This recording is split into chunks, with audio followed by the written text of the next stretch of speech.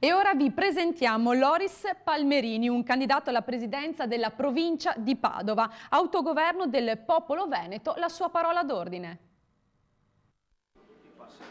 Sono Loris Palmerini, Venezia per l'autogoverno. Siamo una lista indipendente nata quest'anno per dare la risposta che i veneti attendono da 30 anni e noi lo facciamo in una maniera completamente diversa. Esistono delle leggi che sono non applicate ma vigenti, già immediatamente esercitabili, che ci danno l'autogoverno pieno del territorio e la possibilità di trattenere il 100% delle tasse immediatamente. La magistratura di Venezia ha addirittura riconosciuto che il nostro status giuridico è quello di un territorio sovrano come una base militare americana.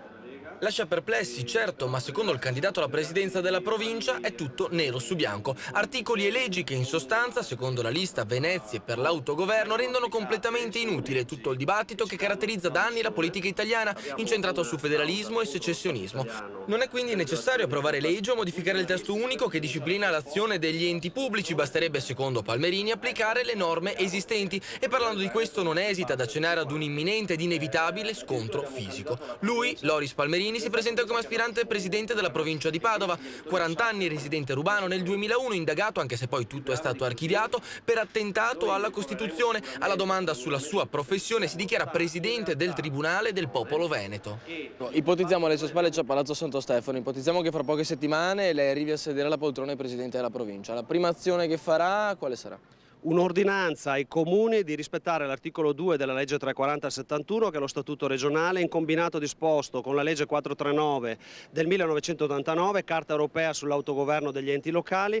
Ciò vuol dire che i comuni potranno immediatamente fare da esattori di imposta, trattenere e prendere immediatamente loro tutta la tassazione del loro territorio comunale per rigirare alle istituzioni di autogoverno soltanto il 30%.